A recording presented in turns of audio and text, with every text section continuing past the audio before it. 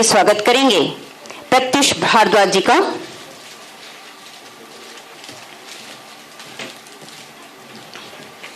उगता है सूरज तो आकाश बदल जाता है, उगता है सूरज तो आकाश बदल जाता है, मन में दृढ़ संकल्प रहे तो विश्वास बदल जाता है। इस विश्वास के साथ कि विकास की गंगा आगे बहेगी, आदरणीय आर.के. गांधी जी एवं चितलांगिया जी को मैं आमंत्रित करती हूँ इस परिचर्चा के लिए। बहुत बहुत धन्यवाद। और अब हम दूसरे पड़ाव की ओर बढ़ चुके हैं। पहले पड़ाव में हमने समझा कि किस तरह से विधायक जी और यहाँ के सांसद जी इस क्षेत्र के विकास के लिए लगातार प्रतिबद्ध हैं। और इस पैनल में क्षितिज चंद्राकर जी से मैं शुरुआत करना चाहूँगा। काफ़ी युवा है आप, और मुझे लगता है कि युवा दुर्ग की बात होनी चाहिए, युवा के नजरिए से भी समझना चाहिए कि दुर्ग का विकास किस तरह से होना चाहिए। Hello, thank you so much for inviting us. और सबसे पहले आप लोगों को इतना अच्छा आपने कार्यक्रम आयोजन किया है, उसके लिए मेरी तरफ से बधाई।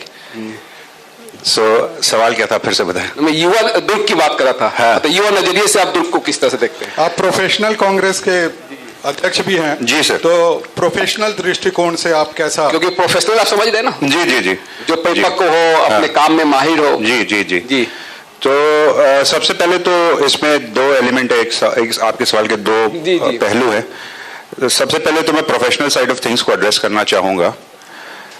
लकीली या अनलकीली, जैसा भी एक धारणा बनी है कि दुर्ग और हमारा नज़दीकी भिलाई हमेशा से एक एजुकेशन हब की तरह डेवलप हुआ है। स्पेसिफिकली क्योंकि हमारे पास भिलाई स्टील प्लांट रहा है और बाहर से बहुत लोग आए हैं, पढ़े लिखे लोग आए हैं, उनके बच्चे रहे हैं और पढ़ने लिखने की एक कल्चर हमारे शहर में डेवलप हो गया है। उसकी वजह से हमारे पास एक एडवांटेज ये रहा है कि एक एजुकेटेड वर्कफोर्स हमारे पास हमेशा रहा है। तो प्रोफेशनल्स यहाँ पे हर तबके के, हर कोर्स के, हर फील्ड के प्रोफेशनल्स हमको मिलते रहे हैं। देयर बीन पीपल जो यहाँ पे रहे हैं, यहाँ काम किए हैं, यहाँ पे उन्होंने अपना नाम किया है और इंटरनेशनल लेवल पे भी उन्होंने अपना नाम किया है। तो ये हमारे पास एक एसेट रहा है और इस एसेट को हमें संजो के रखने की बहुत ज़रूरत है। अभी हमारे पहले जो पैनल बैठा हुआ था उसमें चर्चा हो रही थी और एमएसएमई की बात हुई कि भाई आने वाला समय, जो पिछला गया हुआ समय, 8 साल का जो समय है, वो थोड़ा सा डिफिकल्ट रहा है और इंडस्ट्री थोड़े से तकलीफ से गुजर रही है। ये सारी चीज़ों का प्रभाव हमको उस स्ट्रीम पे नहीं पड़ने देना चाहिए। जो एजुकेशन और जो हब हमने जनरेट किया है, जो यहाँ ऑटोमेटिकली एक माहौल बन चुका है पढ़ाई का, उस पे हमें इसका फर्क नहीं पड़ने देना चाहिए। कहीं ना कहीं इसको हमें संजो के रखने की जरूरत है। सो मैं ये चाहता हूं और मैं ये देखता हूं कि आने वाले समय में इस टाइप के प्रोफेशनल्स और इस टाइप के एजुकेशन हब का लाभ लेते हुए हमें और प्रोफेशनल्स लोग मिले और इस दिशा में बात बढ़े। दूसरी, आप जो युवा पीढ़ी की बात कर रहे थे, भैया मैं थोड़ा 40 का हो गया हूँ इस साल। 40 का भी लोग युवा ही कहलाते हैं। युवा में तो युवा ही कहलाते हैं। अब युवा में काउंट नहीं होता मैं, है ना। तो युवा ही होना चाहिए। दिल से युवा हो, दिल से युवा हो और कोशिश करता हूँ कि जो जनरेशन है जिनके साथ उठना बैठना होता है उनके जैसे बोलूँ, उनके जैसे समझूं। तो अब मुझे बड़ा अच्छा ये लगता है कि लोग आके खुलने लगे हैं, बात करने लगे हैं। कोई भी तकलीफें होती हैं, एक जमाना था जब लोग अपनी चीजों को अपने तक रखते थे, ज्यादा बात बाहर नहीं आती थी, कोई किसी से डरता था, कोई कहीं पे बात ना फैल जाए ये सोचता था। लेकिन अब कुछ नहीं है। अगर कहीं पे भी किसी को कोई पेन पॉइंट होता है, चाहे वो नौकरी से रिलेटेड हो, चाहे वो एजुकेशन से रिलेटेड हो, तो अब एक बहुत अच्छा खुला सिस्टम बन चुका है कि भाई लोग आते हैं, बताते हैं ये तकलीफ है और अगर हमारे स्फीयर ऑफ इन्फ्लुएंस में वो चीज़ है तो हम उसको कोशिश करते हैं कि उसका प्रॉब्लम सॉल्व हो। सो आई होप कि मतलब जितना मुझे दिखता है कि युवा पीढ़ी हमसे खुश है। अगर नहीं है तो मेरा ऑफिस का एड्रेस सबको पता है, बिल्कुल आ सकते हैं, मिल सकते हैं। जी जी, युवा की आपने बात की, मैं हरिओम सोनी जी के पास चलना चाहूँगा। हरिओम सोनी जी, क्योंकि हम यूथ से शुरुआत की इस परिचर्चा को, और आप कृषि को बहुत भली बात समझते हैं, और कृषि सेक्टर में छत्तीसगढ़ में जितने काम हुए और जिस तरह से लगातार जो संख्या बढ़ती गई किसानों की, युवा अभी भी जुड़ रहे हैं कृषि से, लगता है आपको? सर्वप्रथम मैं यहाँ मेरे जितने उपस्थित मेरे भाई बहन हैं सभी को जय जोहार करता हूँ और साधना चैनल और हमारे पूर्व टाइम्स को मैं धन्यवाद देता हूँ। इस परिचर्चा में आपने बुलाया, आपने कहा कि क्या युवा कृषि की ओर चल रहे हैं, अग्रसर होंगे या नहीं होंगे, तो मैं विश्वास के साथ आपको और यहाँ उपस्थित एक एक व्यक्ति को बताना चाहता हूँ कि छत्तीसगढ़ के जो माननीय मुख्यमंत्री श्री भूपेश बघेल जी और कांग्रेस की जो पार्टी है वह अपने घोषणा पत्र के प्रथम पन्ने पर पहला लाइन में लिखा था कि हमारे मूल केंद्र में किसान होगा, श्रमिक होंगे और उनकी से जुड़ी हुई जितनी समस्या है उनका निराकरण हम तत्काल 10 घंटे के अंदर करेंगे। और उसी विश्वास के साथ में हमारा ये जो कांग्रेस की जो पार्टी है बिल्कुल कार्य कर रही है। और युवा, और मैं आपको एक बात बताना चाहता हूं कि विपणन वर्ष देखेंगे 2015-16, 16-17 तो छत्तीसगढ़ के जो रजिस्टर्ड किसान थे हमारे पास 15 लाख थे। सरकार बनी, आप देखेंगे मात्र 4 महीने के अंतर्गत में हमारे पास जो किसान रजिस्टर्ड किसान आए उनकी संख्या हुई 20 लाख। और विपणन वर्ष 2018-19 में आप देखेंगे हम लोगों ने लगभग 84 लाख मीट्रिक टन धान की खरीदी हुई। तो कृषि का जो रकबा है एकदम से बढ़ा। कोई ऐसा नहीं है कि एकदम बहुत मतलब कोई बदलाव आई, लेकिन संकल्प स्पष्ट था, इरादा स्पष्ट था। कांग्रेस की जो विचारधाराएं थी वो किसान उसके केंद्र में थे, मजदूर उसमें केंद्र में थे। और जो कांग्रेस पार्टी ने जो कार्य किया उससे आप देखेंगे पूरे भारतवर्ष में, आज छत्तीसगढ़ छोड़ दीजिए, पूरे भारतवर्ष में देखेंगे 2500 रुपये क्विंटल धान की खरीदी हमारी छत्तीसगढ़ सरकार करती है। और पूरे भारतवर्ष में अग्रिम अगर कोई है और उन्नत है तो हमारे छत्तीसगढ़ के किसान हैं, हमारे अन्नदाता भाई बहन हैं। प्रत्युष भारद्वाज जी, आप ऑल इंडिया प्रोफेशनल कांग्रेस के पॉलिसी मेकर हैं, तो क्या क्या आपको लगता है, यानी क्या क्या एडवांसमेंट आपने किया है या करवा रहे हैं, या युवाओं के लिए क्या सोच रहे हैं आप, युवा प्रोफेशनल्स स्पेशली? सर्वप्रथम आप सबको साधना न्यूज़ चैनल और पूरब टाइम्स को मैं धन्यवाद देना चाहूँगा, आपने ये मंच प्रदान किया। आप पॉलिसी के हिसाब से बोलेंगे तो हमारे मुख्यमंत्री श्री भूपेश बघेल जी ने ऑलरेडी नरवा गरवा गुरवा बारी की जो योजना है, उनका जो सपना है वो उनका ही नहीं तो समस्त छत्तीसगढ़ की जो जनता है उनकी वो सोच है कि अपने आप को छत्तीसगढ़ी वासी होने के जो गर्व महसूस कर रहे हैं, उन्होंने पूरे गांव से लेकर इंटीग्रेटेड इकोनॉमी जो बोलेंगे, रूरल इकोनॉमी जिसको आप बोलते हैं, कोरोना काल में जो मजदूर अपने वापस चल के, आपने भी देखा होगा कि सड़कों में पैदल चल के वापस आए हैं। सर्वप्रथम दुर्ग जिला जो कि एकदम हमारे बॉर्डर से लगता है, उसको मैं मतलब दुर्ग जिला को मतलब पूरे छत्तीसगढ़ ने they took it to the front line की सबसे सर्वप्रथम खड़े होकर उन्होंने भूपेश बघेल जी की सरकार ने भूखा और प्यासा जाने नहीं दिया।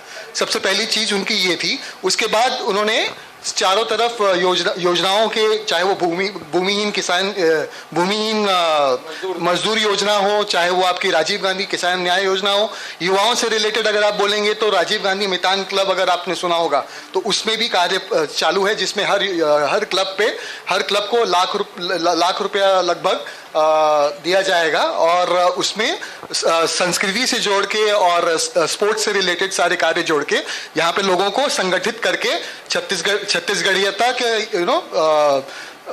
गर्व महसूस करने के लिए मौका दिया जाएगा।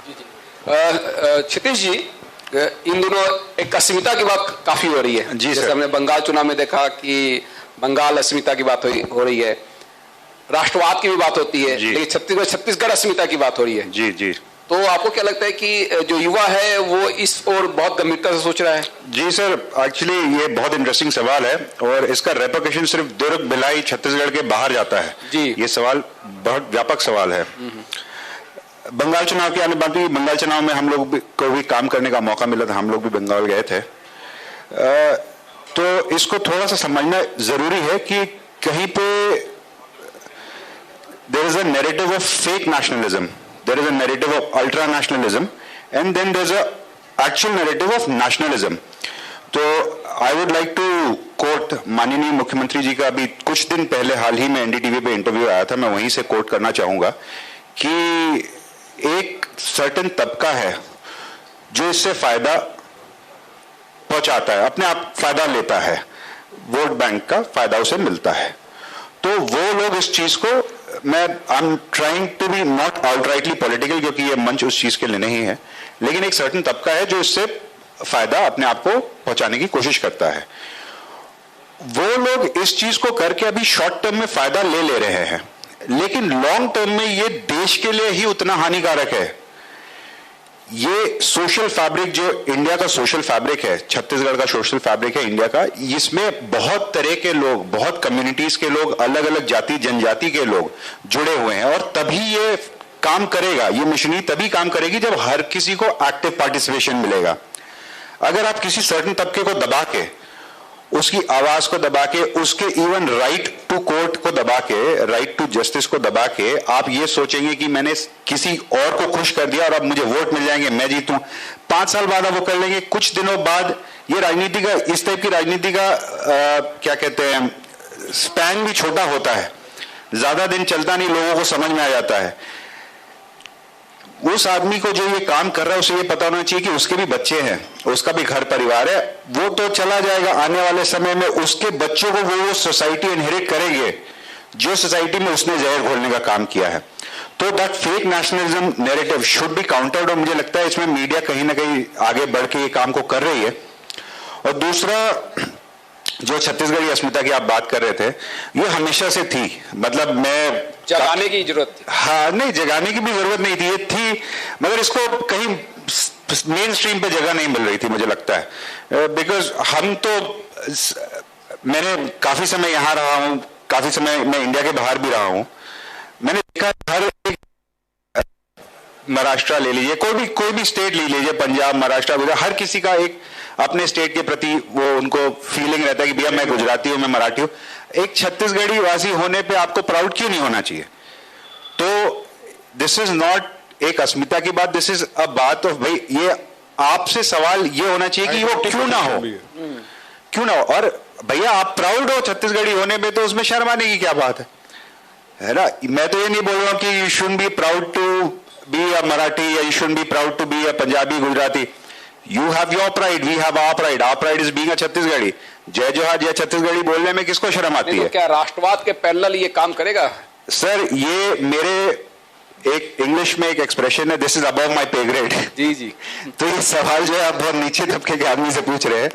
मैं इतना बड़ा एनालिस्ट नहीं हूं कि मैं बता पाऊं कि ये काम करेगा कि नहीं करेगा, लेकिन मुझे काम किया, मुझे ये लगता है कि काम करे ना करे, लेकिन एक छत्तीसगढ़ी आदमी को जो आज जगह मिली है और सोशल स्ट्रक्चर में जो जगह मिली है, बोलने की आजादी मिली है, उसको अपने त्योहार को खुल के मनाने की, उसमें छुट्टी मनाने की, और उसको मतलब he is gone from a person जो कि एक on the edge, on the fence था। क्योंकि मैं इस समय इसलिए सवाल कर रहा हूँ कि आप देखिए 1 तारीख कल है, और देखिए बोराबासी मजदूर दिवस पर किस तरह से इस पर्व को आगे ले जाया जा रहा है। 3 तारीख को आप देखिए पार्टी की गुणवत्ता को लेकर बहुत बड़े स्तर पर सरकार काम कर रही है, तो इससे अवेयरनेस तो आएगी एटलीस्ट। एब्सोल्युटली सर, आपकी बात सही है, अवेयरनेस आएगी, और बोरेबासी को मजदूर दिवस से जोड़ने का मुझे लगता है बहुत अच्छा काम हुआ है।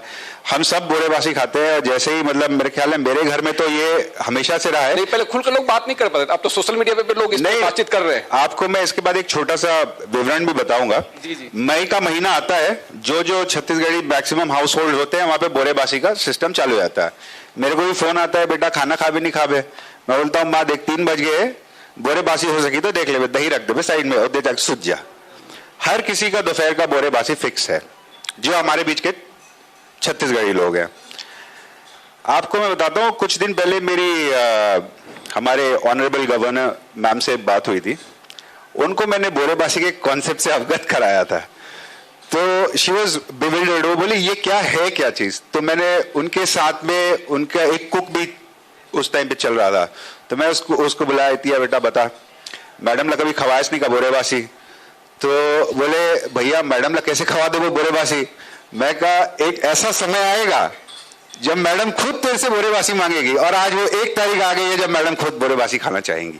तो मुझे ये लगता है सर, कहीं ना कहीं छत्तीसगढ़ी आदमी, ये छोटे छोटे सिंबलिज्म है, हर किसी को अच्छा लगता है कि अपना कल्चर जो है मेन स्ट्रीम में आ रहा है, तो ये सिंबलिज्म है, और the symbolism provides for the narrative of being proud of being a Chhattisgarhi person.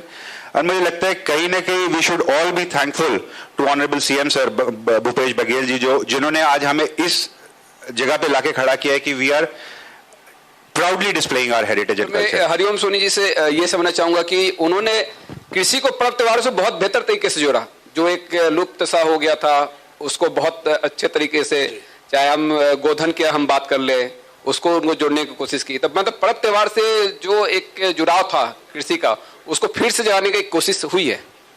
देखिए, अगर आपको ये समझना होगा कि छत्तीसगढ़ क्या है, छत्तीसगढ़ की परिभाषा क्या है, और छत्तीसगढ़ किन समस्याओं से जूझ रहा है, और छत्तीसगढ़ के विकास के लिए क्या हो सकता है, छत्तीसगढ़ के युवाओं के लिए क्या हो सकता है। आप देखेंगे कि छत्तीसगढ़ की जो लंबाई है लगभग 700 किलोमीटर है, चौड़ाई इसकी 450 किलोमीटर है, 7 राज्यों से घिरा हुआ राज्य हमारा छत्तीसगढ़ राज्य है। 42 से 45% आप देखेंगे पठारी भाग है, वनांचल है, और पर्वतमाला से घिरा हुआ हमारा छत्तीसगढ़ की ऐसी संपदा है। मैदानी भाग आप देखेंगे तो 58% ऐसा है जो छत्तीसगढ़ में मैदानी भाग है। ये मैं इसलिए नहीं, मैं इतिहास नहीं बता रहा हूँ, मैं इतिहास इसलिए आपको समझाना चाहता हूँ और बताना चाहता हूँ कि छत्तीसगढ़ में किन किन प्रकार की चुनौतियां हम लोगों के सामने थी और चुनौतियां क्या होगी। तो कहने का मतलब यह है कि हमारे पास कोई कॉन्सेप्ट नहीं है। धान का जो फसल है, और जब देखेंगे केंद्र सरकार, मैं थोड़ा सा 1 मिनट आपको लूंगा, केंद्र पे जाऊंगा। केंद्र सरकार बार बार ये कहती है कि भाई आप किसानों को 1.5 गुना आय देना चाहिए। मैं आज यहाँ बहुत सारे मेरे भाई बैठे हैं, कृषक भाई बैठे हुए हैं, आप बताइए किसानों के हाथ में क्या है। आज सुई से जहाज बनाने वाले भी अपने MRP को तय कर सकते हैं, लेकिन आज मैं किसान हूँ, किसानी करता हूँ, लेकिन हम चावल हो, गेहूं, दाल हो, तिलहन हो, आज हम किसी चीज का MSP तय नहीं कर सकते। ना किसी भी चीज को देख लीजिए, सुई बनाने वाले से लेकर जहाज बनाने वाले लोग अपने MRP को तय करते हैं, लेकिन किसानों के पास क्या है? किसानों के हाथ आज भी खाली के खाली है। इस संदर्भ में अगर किसी ने काम किया है तो छत्तीसगढ़ की जो हमारी कांग्रेस की सरकार है, भूपेश बघेल की जो सरकार है, वो बिल्कुल किसानों के लिए काम की है, और किसानों को हक देने का और किसानों को उद्धार करने का, किसानों को जो आंसू पोंछने का अगर किसी ने काम किया है तो कांग्रेस पार्टी किया है। ये नहीं कि मैं कांग्रेस पार्टी का हूं इसलिए मैं उनको रिप्रेजेंट कर रहा हूं। आज पूरे हिंदुस्तान में 2500 क्विंटल धान की खरीदी किस राज्य में होती है?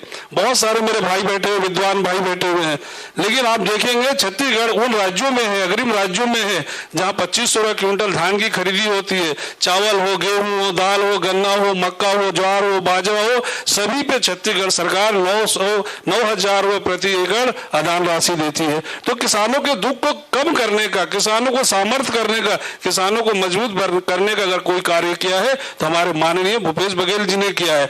और आपको एक बात याद दिलाना चाहूंगा, जब हमारा वर्ष आया 2018 तो मैनिफेस्टो बन रहा था, पूरे राज्य का दौरा हुआ, जगह जगह हम लोगों ने घूमा। उसमें प्रदेश का महामंत्री था और दुर्ग जिला का प्रभारी था।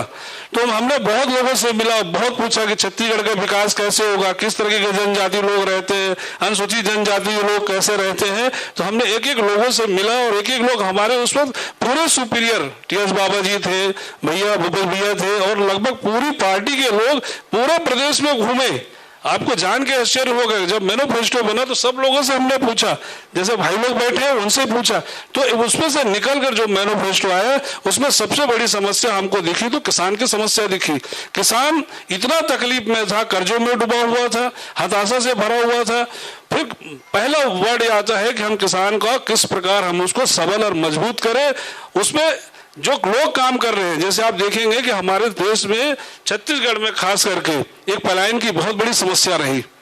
22%, जिस राज्य में 22% पलायन होता हो उस राज्य का क्या विकास होगा?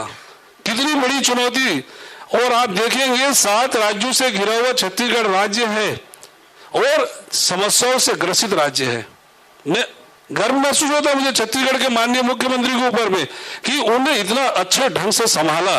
और कांग्रेस को तो महज अभी देखिए 3 वर्ष हुए, और 3 वर्षों में किसानों के खाते में डायरेक्ट 91,000 करोड़ रुपए डायरेक्ट खाते में डाला गया। तो आज किसान किसी भी प्रकार से अपने शादी हो, विवाह हो, पढ़ाई हो, लिखाई हो। और आपको एक बात बताना चाहूंगा चैनल के माध्यम से, आज हमारे बच्चों को एजुकेशन के मामले में आप देखेंगे कि जैसे DPS हो गया, DAV हो गया, बड़े बड़े स्कूल हो गए, तो कुछ ही लोग जो पैसे उससे संपन्न है, खाते पीते घर के लोग हैं, वही बच्चे अंग्रेजी माध्यम से पढ़ सकते थे। तो ये हमारे पास समस्या ये भी थी कि हमारे जो किसान के बच्चे हैं वो कैसे एजुकेटेड होंगे, कैसे उनका शिक्षा का स्तर उतरेगा। तो माननीय मुख्यमंत्री जी और पूरी कांग्रेस पार्टी ने एक निर्णय लिया, नहीं, हमें एक स्कूल का भी निर्माण करना चाहिए जिसमें ग्रामीण बेल्ट, छत्तीसगढ़ का परिवेश ऐसा है सर कि 78% ग्रामीण बेल्टों में रहते हैं, तो वहां के बच्चों को हम उस शिक्षा कैसे दें। तो आत्मानंद स्कूल का एक स्थापना होती है और उनके माध्यम से इंग्लिश मीडियम का बढ़िया कार्यक्रम होता है। तो यह देखेंगे कि हमारे छत्तीसगढ़ का आने वाले 10 वर्षों में, 10 वर्षों का आप एक खाता को देखेंगे तो यह छत्तीसगढ़ पूरे राज्यों में और यहाँ के रहने वाले जितने भी लोग हैं, चाहे किसान हो, मजदूर हो, ग्रामीण हो, हमारे जो बाहर से आए हुए भाई हो, वो सारे लोग सुखी और संपन्न रहेंगे। यही है। आखिरी सवाल प्रत्युष आपसे, जो प्रोफेशनल कांग्रेस की आप पॉलिसीज बनाते हैं तो उसमें क्या चीज़ें देखते हैं और क्या चीज़ देख रहे हैं और क्या फोर्स ही कर रहे हैं? You can give the answer in English also, if you are comfortable. In Hindi. I would like the Adhyaksh ji to take this question because he is the person driving the policy vertical of this also. Please. He is the brainchild behind all the policy work. Please, ji, you can. so please. मैं इसको बहुत जल्दी quickly समाप्त कर देता हूँ। कुछ बातें इनसे भी लूंगा, भैया ने अभी जो बात बोली। तो ग्रामीण इकोसिस्टम जो है हमारा, अब आपने देखा होगा कि पैसा किसानों तक पहुंच गया है। ग्रामीण इकोसिस्टम जो पहले एक टाइम पे दबा हुआ था, आज वहां थोड़ा ऊपर आ रहा है। हमारे लिए छत्तीसगढ़ में जो पलायन की स्थिति थी उसमें we were losing a lot of our young people. तो अभी फिलहाल जो एट दिस वेरी मोमेंट जो ऑल इंडिया प्रोफेशनल कांग्रेस जिस चीज में काम कर रही है उसके बारे में मैं आपको बता रहा हूं। तो गौठान का जो सेकेंड फेज है, जो गौठान नीति बनी है उसका जो सेकेंड फेज है, जिसके अंदर रूरल इंडस्ट्रियल पार्क आता है, उस पे अभी हम काम कर रहे हैं। साथ में छोटा सा एडवाइजरी का काम कर रहे हैं। इसका उद्देश्य यह है कि आने वाले समय में 3 प्रॉब्लम एक साथ सॉल्व हो जाए। नंबर 1, जो हमारा मजदूर, जो गांव का आदमी, जो किसान या छोटा किसान भूमिहीन मजदूर जो पलायन करके दूसरे राज्य जा रहा है, उसको दूसरे राज्य जाने की जरूरत ना पड़े, उसको शहर तक जाने की भी जरूरत ना पड़े, क्योंकि हम रूरल इंडस्ट्रियल पार्क के अंतर्गत छोटी छोटी इंडस्ट्रीज का एक इकोसिस्टम तैयार करना चाह रहे हैं, जो अभी पॉलिसी ऑन पेपर है। वो जब हो जाएगी तो वो उस आदमी को बाहर जाके नौकरी ढूंढने की जरूरत नहीं पड़ेगी। That is number 1। Number 2, at the same time you are tackling unemployment. बहुत प्राउड लगता है, बहुत अच्छा लगता है जब हम ये कह पाते हैं कि इंडिया में सबसे कम अनएम्प्लॉयमेंट दर हमारे यहाँ पे है। We've got the maximum number of people who are employed gainfully। अब मैं इसमें पकौड़ा तलने या एटसेट्रा की बात नहीं करूंगा। तो फिलहाल ऑल इंडिया प्रोफेशनल कांग्रेस इस पे ध्यान दे रही है। इसके अलावा भैया जो बात कर रहे थे कि we are also concentrating on something called ease of farming index. एक ease of agribusiness index होता है, एक हम उसके साथ में ईज ऑफ फार्मिंग इंडेक्स पे काम कर रहे हैं, जिसके एक पैरामीटर सिस्टम रहेगा, जिसके अंतर्गत ये पता चल पाएगा कि हम जो है बाकी प्रदेशों की बात नहीं करूंगा, बाकी देशों के मुकाबले इंटरनेशनल लेवल पे छत्तीसगढ़ में फार्मर को कितनी सुविधा है और वो कितने हद तक के यहाँ पे आसानी से फार्मिंग कर पा रहा है। सो ये कुछ ऐसी छोटी छोटी पॉलिसीज है जिस पे काम कर रहे हैं। आउटराइटली वी डोंट इंटरफेयर, हम गवर्नमेंट के काम पे इंटरफेयर नहीं करते, लेकिन जहां हमें लगता है कि जहां हमें बुलाया जाता है कि भैया इस पे आप एडवाइजरी दे, क्योंकि हमारा ऑल इंडिया प्रोफेशनल कांग्रेस का जो बॉडी है उसमें हमारे पास हर क्षेत्र के एक्सपर्ट्स है। इवन आज बघेल जी ने जिनका नाम लिया, तीजन भाई भी हमारी प्रोफेशनल कांग्रेस की मेंबर है। शी इज ऑल्सो वो हमारे कल्चरल साइड ऑफ थिंग्स में एडवाइजरी में भी है। She is not very active because of her age. तो हमारे पास हर फील्ड के एक्सपर्ट्स हैं, उनकी सलाह लेके सरकार तक पहुंचाने का काम कर रहे हैं। Very well said. Thank you sir. Thank you very much. Thanks a lot. जी थैंक यू सर। जय जोहार। सभी को धन्यवाद। और पूरब चैनल और हमारे साधना टीवी के जितने भी कार्यकर्ता भाई लोग हैं, पदाधिकारी भाई लोग हैं, सभी को मैं धन्यवाद देता हूं। अब चूंकि मैं किसान कांग्रेस से आता हूं, सरकार की ओर से, सरकार की योजनाओं की ओर से और उनकी योजनाओं को लोगों तक पहुंचाने का मेरा कार्य है, इसलिए मैं अपनी सरकार की ओर से सभी को धन्यवाद देता हूं। जय जोहार, जय छत्तीसगढ़, जय छत्तीसगढ़ माता री। छत्तीसगढ़ की पीड़ा दूर भगाने मिलकर करे प्रयास, हृदय हृदय में प्रीति पलेगी, देंगे मधुर मिठास, सबकी चाह सबकी मेहनत में होगा उल्लास, सद्भावों की ज्योति जलेगी, फैलेगा विमल प्रकाश। साधना न्यूज और दैनिक पूरब टाइम्स की यही कोशिश है। आइए कार्यक्रम को आगे बढ़ाते हैं और हम कुछ ऐसे सम्मानित अतिथियों का स्वागत करना चाहेंगे। सर्वप्रथम प्रज्ञा सिंह, प्रिंसिपल आदर्श नगर दुर्ग। माननीय अतिथियों के कर कमलों द्वारा प्रज्ञा सिंह जी का सम्मान। शिक्षा के क्षेत्र में आपके अतुलनीय योगदान के लिए साधना न्यूज एवं दैनिक पूरब टाइम्स आपका हार्दिक अभिनंदन करता है, स्वागत करता है। इसी क्रम में सम्मानन के कार्यक्रम में आदरणीय क्षितिज चंद्राकर जी एवं हमारे बीच उपस्थित हरिओम सोनी जी एवं प्रत्युष भारद्वाज जी का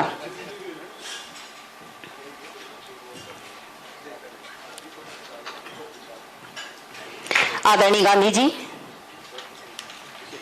सम्मानित करते हुए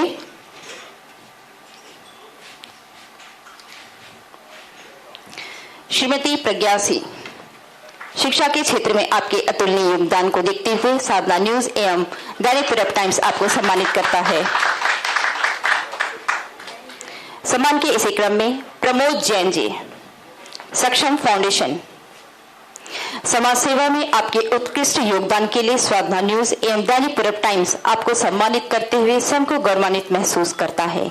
जोरदार तालियों से, करतल ध्वनि से प्रमोद जैन जी का स्वागत, सम्मान।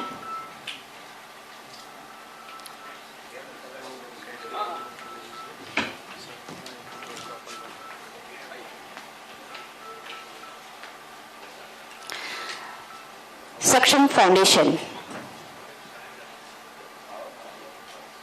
प्रमोद जैन जी, समाज सेवा के क्षेत्र में आपके अतुलनीय योगदान को देखते हुए साधना न्यूज एवं दैनिक पूरब टाइम्स आपको सम्मानित करता है।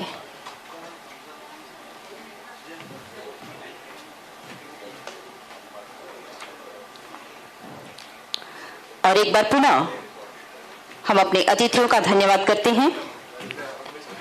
इसके पश्चात हम अगले चरण की ओर बढ़ते हैं।